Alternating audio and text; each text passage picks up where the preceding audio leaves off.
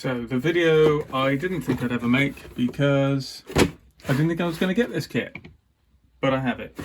This is the kit that's hot off the press, everyone's got it, it's being built all over Facebook, there's loads of reviews, do we need another one? Well, whether we do or not, I'm going to do one. Now, of interest, I picked this one up at Jadlam in store, and it's got a price tag of $89.99, which was incorrect. I was told after the matter, but they did honour it, and that's how much I paid for it. So that's a very good price, probably the best price around. But that was on the day of release, so I don't expect you're going to find that ever again. So we've got wonderful instruction manual, we've got the kit in there, so let's start having a look. I think if we jump straight on with the instruction manual, now I've looked through this kit, I'm going to build it completely out of the box, and I'm going to do the box art KLB. I was going to do QV, and then I was actually going to, apologies, I was then going to actually wait, because the Mark 1's coming out. Because for those in the know, this is actually a mid, or it's a sort of Mark 1A mid. I wanted to do the Mark 1, which is an early, which has got the lower canopy, two-blade prop, all of that. Good stuff. Well, it looks like I'll be getting another one. We've got a great write-up there, which is written by Richard Alexander, and it's an extremely good write-up. It's well worth reading if you get the kit, or maybe there's enough clarity you could pause it and read it from here. So we've got the paint call-outs, very well done, very much in the old sort of, there's going to be a lot of comparisons towards Wingnut Wings, obviously, because it's pretty much the core of that team is what produced this. So we've got running all the way down, we've got the paint colours, which are actually called out for what they are. So we've got Supermarine Interior Green, let's take another one.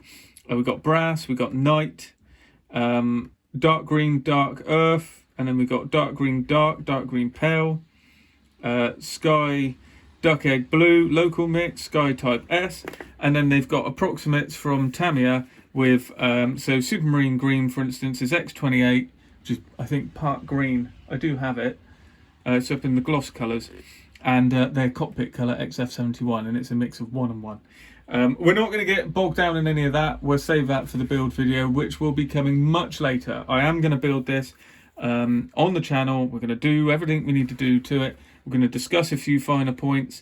And where we go with some colour mixes and what is right and, well, it's all right, but what we've got to do to make it correct, much like we did with the Edward Mark 1 when it came out a couple of years ago. I painted that in Oude Neel because that's what it looked like the colours were for the interior. This is different again, so we'll go through all of that at the time. So we've got a nice big decal sheet, clear spruce C, and then we've got 4 runners, A, B, C is the clear, D is the wings, E is the fuselage. So as you go on, we've got CAD rendered instructions, which are brilliant, very nice, 3D broken down, really great to follow. Fantastic information all the way through. Every part is labelled telling you what it is. So frame 9, headboards, fuselage bottom interior and accumulator battery, gun heating ducts. Down here we've got rudder pedals, paint Sutton type K, harness H and C, which is obviously going back to the colour callouts. We get moulded on belts and a seat without moulded on belts. We get reference pictures here saying instrument panel detail from an early production 609 Squadron K9 something, or L10 something serial number. Looks like they don't actually know which one. Hang on. Showing detail also applicable to mid-production Mark 1A. Note the spare filaments for the reflector sight in the low position, also applicable to M318, which is marking A, and M3277, marking B, and the undercarriage hand pump, which is here. So there we go. As we go on through, we start to build up the cockpit. We've got areas where you're meant to drill out, if you want to, obviously.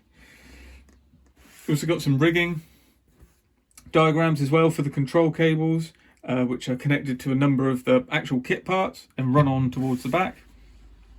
Now you can see an approximation of the colour, and I can tell you now, looking at my phone and looking at this in person, this is different to what my phone makes it look like, and then that again will be different to what your TV makes it look like, or your phone, or whatever you're looking at this video through. So all those things need to be you need to bear them in mind. Fantastic placement, as you can see, telling you what's what needs what. This is all decals going on here, so we've got plenty of placards and dials all the way here, all on the decal sheet. Then the cockpit is being pulled together, so that's pretty much half of this manual is the cockpit.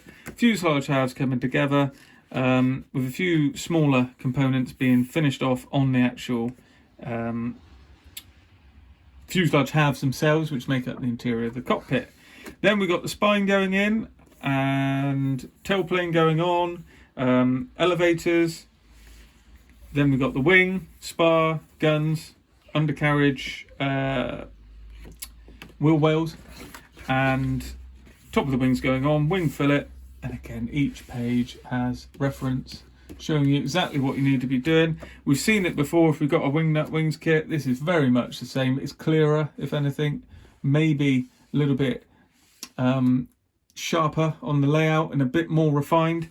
We've got decals for the underside of the exhausts. Who knew that they had stencil data? Then we've got just showing you where the door goes. There is actually it's not like a correction page, but there's an additional page now up on their website, which just has a few more pointers.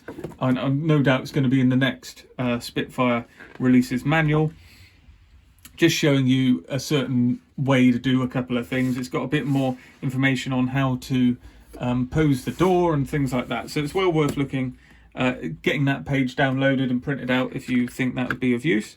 Then we've got the stencil markings going on, which are all decals as you go on through. Then we've got the marking scheme. So we've got KLB, which is a Kiwi one. So that's probably no doubt was the first pick that was always going in here. Lovely black and white undersides. And it's the A scheme on the top, I believe. Then we've got B scheme, which is where they mirror the scheme. And we've got AZH here, which is Dirty Dick. And again, nice to see the sky has been painted over the black and white, but we still got black and white wheel wells, shown by having one white and one black undercarriage leg. So this is the white leg, that's the black leg, like that. And it does show in the reference. And then we've got the third one, and we've got DWK, which is probably one of the most popular schemes. You see it everywhere. You know, every kit box art usually has this as the main scheme, and some fantastic photos to go along with it. Lots of information on this one because it's a very well-known aircraft. Then we've got more reference photos of the sort of prototype flying along here. Well, it's not a prototype, it's just been made and it's flying it over to the squadron to get codes and things like that. And you can see extremely nice detail pictures. Very, very, very well done. And then there's the design team. We've got 6 of the guys, one of them's the proprietor. I say design team, the guys that brought this project together. Richard Alexander, Mark Robson, Ronnie Barr, Daryl Legg, Malcolm Laird, and Darren Maidenhall. And on the back here, just shows you what you're meant to be getting from your sprues, one of each. The website, KotareModels.com, well worth looking at, lots of information and reference. And they have announced a Mark 1 early, so with the Watts prop, they've got one with it's gone out of my head because I'm trying to think of it. There's a specific release to with a resin figure of the pilot. They've more or less agreed in vocally that there's going to be a Mark II, and there's going to be a Mark V as well, Mark 5A. So what a great time for Spitfire lovers. So there we are, box art, Kotare, however you want to pronounce it. It's a kingfisher in New Zealand.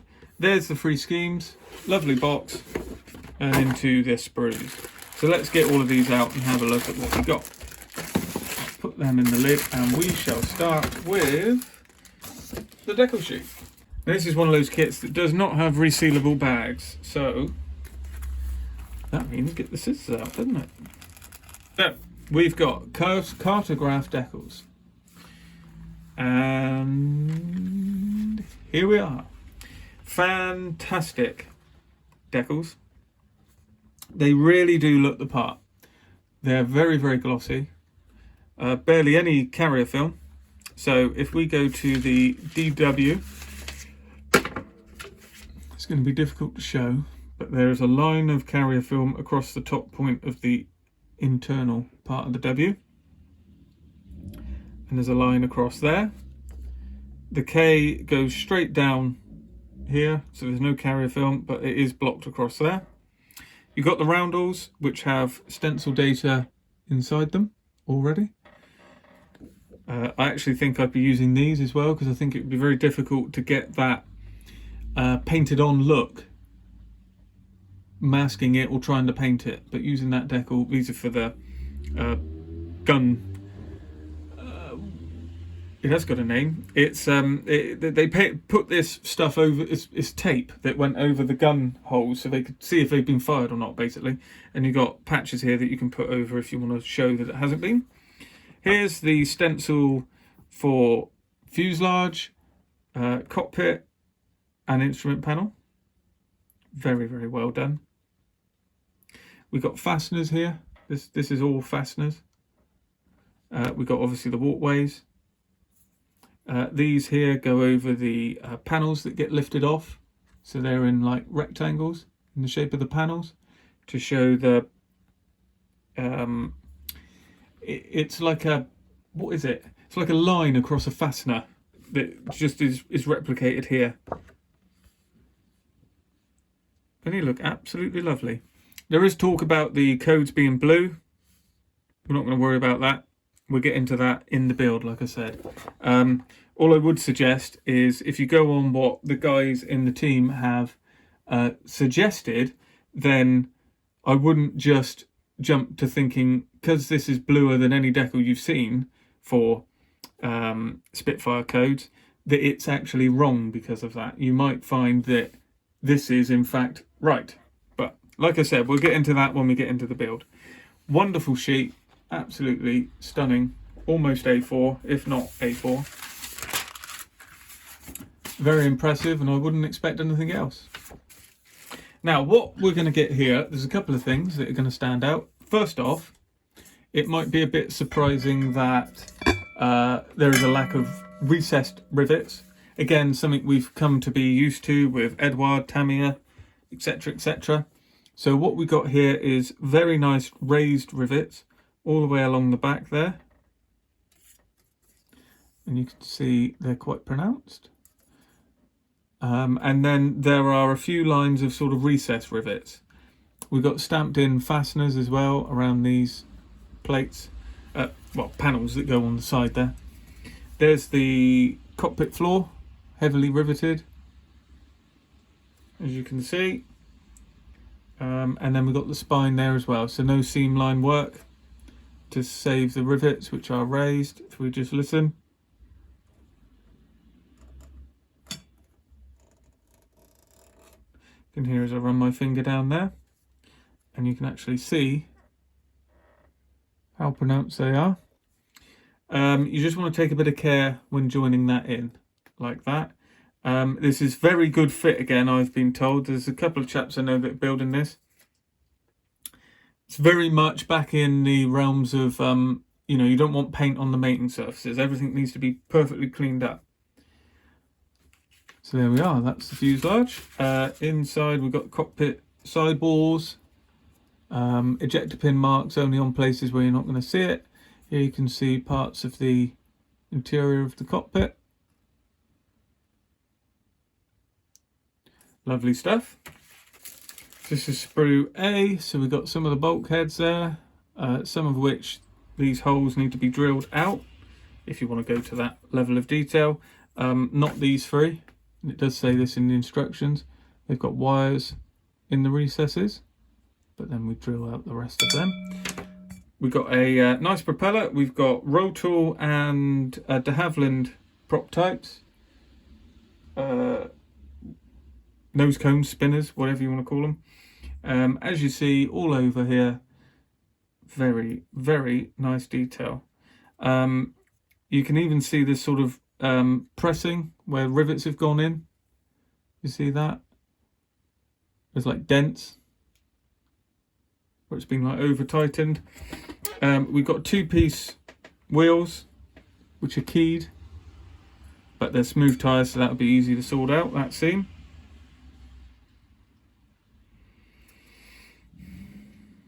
There's the insides of the landing gear legs. And again, I've been told, my friend Paddy's building this, and it's ingenious apparently how the gear legs go in. They just sort of lock themselves in. There's the inside of the door, which sits open. It's got a lip to hold it open in the right place. 2-piece exhausts, so you need to be a bit careful on getting them together and the seams sorted out. But again, very, very, very, very, very nice looking kit this. It's going to be a joy to build. It's one of those kits. It's one of those kits. It doesn't seem to sort of go straight in the stash. You know, it stays close. Always in contention, I think, is a good way to explain it. I believe this bag here is what is going to change in future releases. So you get different parts on these runners. That's why it's designed like this. This will be different. This will be different. I mean, this has got the hand pump. So later models are going to have a auto retractor, different propeller options as well, different cowling options presumably.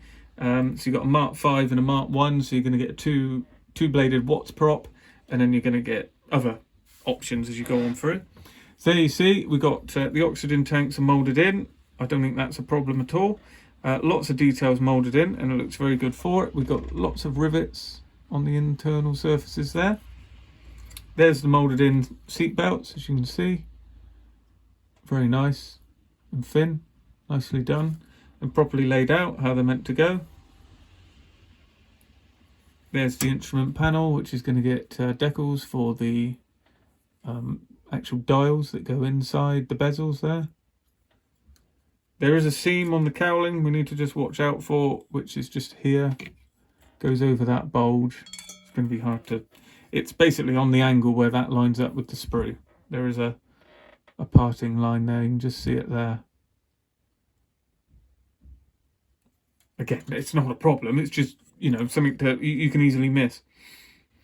Then we've got the canopy. So you've got windscreen, center section, rear section separate, or you've got it all together if you want to have canopy closed.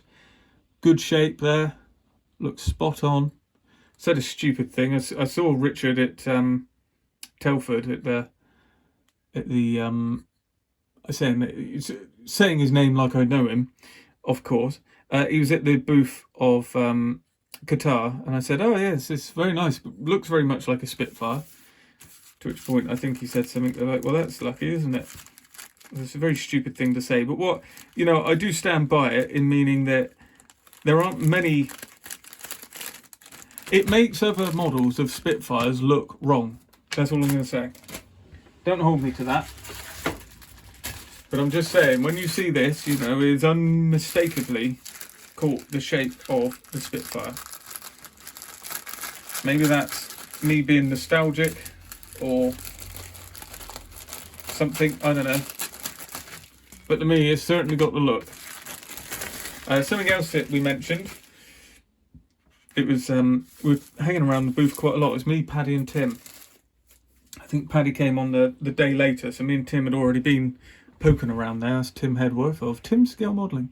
And Paddy Modeler, I believe, on Facebook. That's those two guys. We were talking about this. It's since now come out. There's been a podcast where they've been talking about it. It's like a really good question to ask. What these are for. And these ridges are put in by Richard. It sounded to me, when he spoke to us, it sounded very much like it was a happy accident, so they used it. So the idea is that this reinforces the wing. That's what it's there for.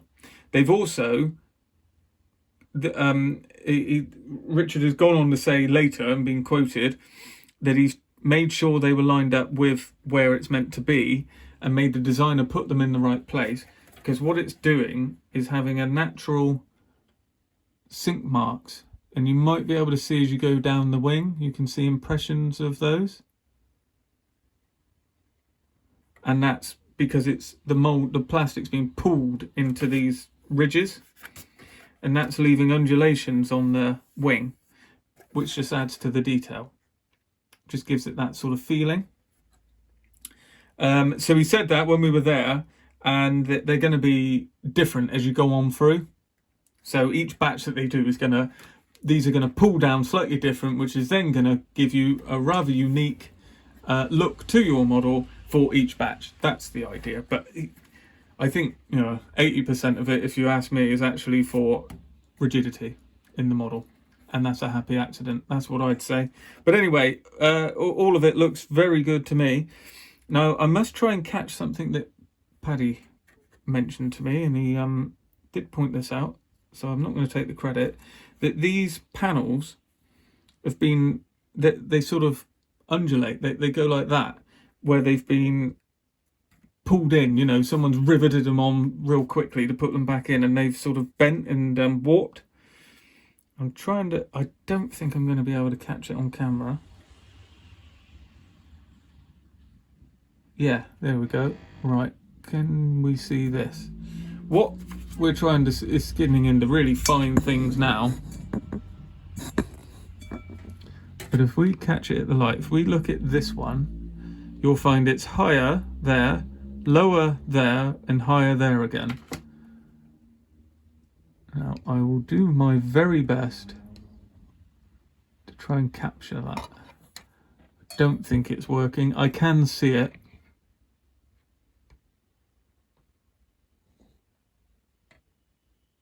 See there, it looks like the panel lines are massive. They're certainly not.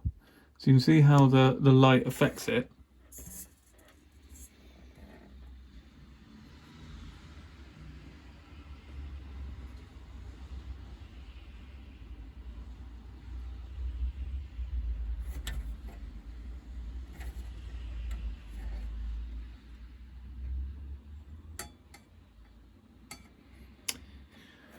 Well, I can't seem to catch it on camera, but it's certainly there.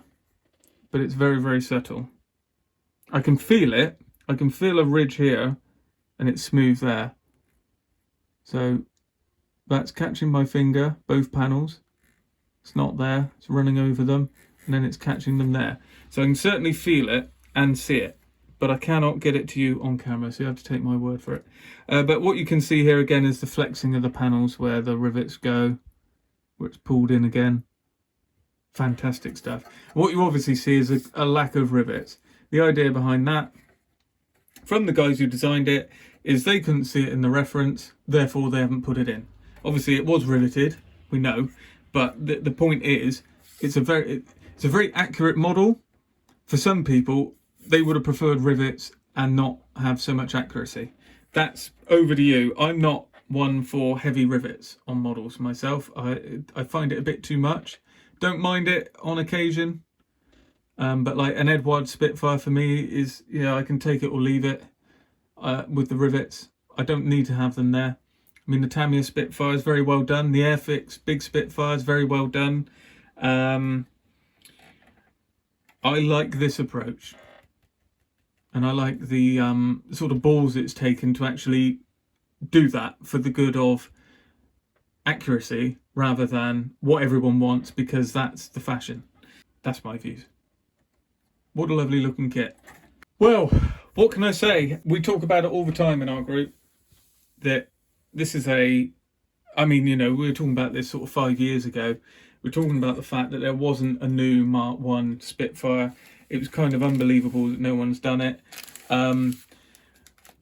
Would we have, in our wildest dreams, thought that Wingnut Wings would have come out with a Spitfire? No. We did talk about it when we heard about the Lancaster, and then it all went dead. And then we thought that, that was the end of it. Here we are. This is a about as good as it gets in modelling from me personally. Other people have their own views, and that's for them to have. For me, this is a kit I'm very grateful exists, and it's done in a way that I 100% agree with. I am fanboying a little bit on this, but just the way the guys who've designed it have gone about this, it's for the good of the model, and it's for the good of the Spitfire, and it's not really for anything else. This is an extremely accurate Spitfire Mark 1A in 1/32 scale, and it has no compromises, and it's done the way that the people who've designed it think it should be done, and I 100% agree, and I'm extremely happy that this exists. And I look forward to more. I can only, again, we know Mark 1, Mark 2, Mark 5A. I only hope they, you know, you can't imagine a Mark 5B, Mark 5C trop, an Aussie trop. The mind boggles. And that's without even thinking what's going to be next for them. So let's enjoy the Spitfire now we got it. Let's get one built. If you have a passing interest in this, you've got the funds, and you're sort of on the fence, I suggest you jump in and you won't regret it. Stay tuned to the channel. This one will be coming down the line. Like I said, not soon. I'm not going to rush it out. I'm not going to get this one done to be the first one or anything like that. Those days are gone. But I will get this build to you in good time, and we'll see what we find along the way. So, as always, thanks for watching. If you haven't already, please consider subscribing to the channel. Let me know your thoughts down below. And as always, thanks for watching, and I'll see you in the next video.